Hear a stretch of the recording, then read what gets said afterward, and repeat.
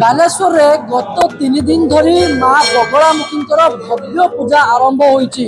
एवं आज माँ पूजा रे 500 नुह 600 नुह 1008 प्रकार भोग लगी रही माँ भोग देखेबी माँ भव्य पूजा रे माँ विभिन्न प्रकार भोग लगी श्रद्धालु माने दूर दूरांत भोग आनी 1008 प्रकार भोग रही भितर पान बाद पड़नी विभिन्न प्रकार मिठा सहित अन्न रही खिचुड़ी रही विभिन्न प्रकार पिठा सहित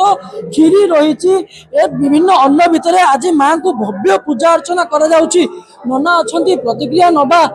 नना आज माँ भव्य पूजा अर्चना पूरा प्रस्तुति हजार हजार भक्त समागम होती 1008 प्रकार भोग लगी ये किभली भाव में माँ को आज पूजा विधि रही। जय माँ पीताम्बरा जय बगलामुखी माँ आज होची बगला माँ आविर्भाव उत्सव तांकर जन्म उत्सव ये महासमारोह पालन करा जाउची। आउ एठी आम गुरुजी को माँ स्वप्नादेश होता आ 1008 भोग लगी माँ गोटे भक्तों ठारू ग्रहण करिवार इच्छा थिवारु से गुरुंक निर्देश रे एटी 1008 भोग आमर बगला जन्मोत्सव रे भोग लगी हुए। आउ एठी विभिन्न प्रांतर सब प्रकार भक्त आसी समस्ते भोग लगाती यहीपरि विभिन्न प्रकार आपण माने देखुथिबे सब श्रद्धालु भक्त माने एठी निज हाथ रे तैयारी करी निज हाथ रे राति रे रही अनिद्रा होई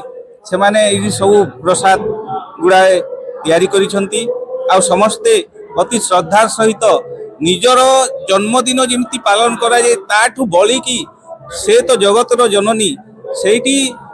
ताकू बहुत उत्साह आनंद सहित पालन करुछंती। किंवदंती अच्छी माँ मनोस्कामना पूर्ण करती माँ मन कथा बुझती माँ मानसिक रखिले माँ सब कथा पूर्ण करती ये कौन केमिति श्रद्धालुंकर विश्वास निश्चय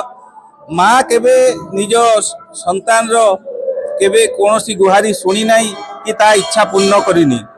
एटा केबे होई परिबो नाही। माँ को अति श्रद्धार सहित जहाँ किछि भी आमे अर्पण करूजे जो भक्त भी अर्पण करूजे ताहा से ता पाखरे आमे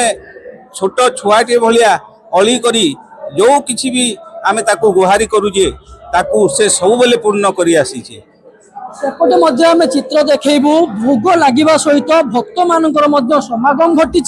एवं हजार हजार संख्यार बालेश्वर एवं जिला बाहर भक्त मैंने आसी माँ दर्शन पहुँचुंट माँ पाखे भोग लगा माँ पाखे मानसिक रखुंट कारण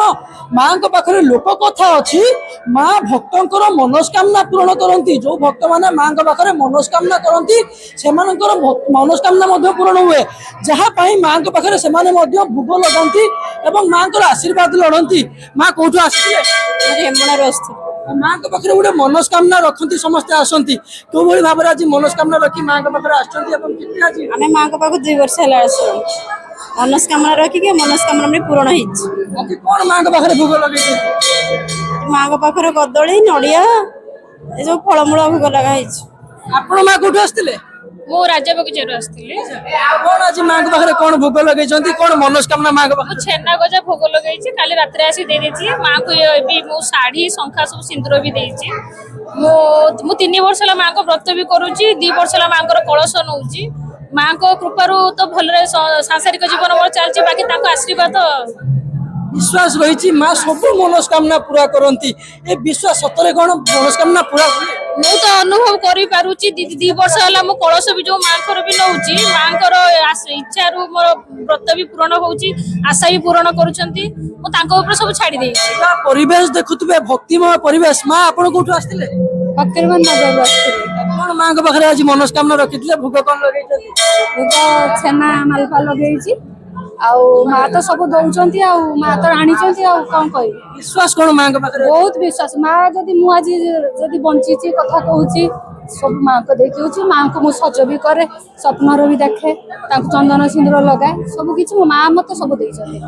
लुतक पूर्ण आखिरे माँ को पाखरे वर्तमान भक्त माने अछंती एवं माँ को देखिले ही आखि लुतक पूर्ण हो जाउची कारण माँ जो भली भाव में मनोस्कामना पूर्ण करती कहा नुआ जीवन दियंती कहा नुआ संतान दियंती ये सब भितर जो भक्तिमय परिवेश आज पुणी थरे ए अंचल हो उठी एवं ये तमाम जो आपण देखुचंती लागिची भोग लागिची ए भोग मध्य माँ के पाखरे लगा जाउची एवं ए भोग पर सब श्रद्धालु माने विभिन्न प्रकार विभिन्न अंचल भोग आनती एवं भोग आनी एठी लगाती ये 1008 प्रकार भोग ये प्रत्येक वर्ष विधि परंपरा पालित हुए एवं ये हजार हजार भक्त मान समागम हुए मनोस्कामना भी पूर्ण हुए।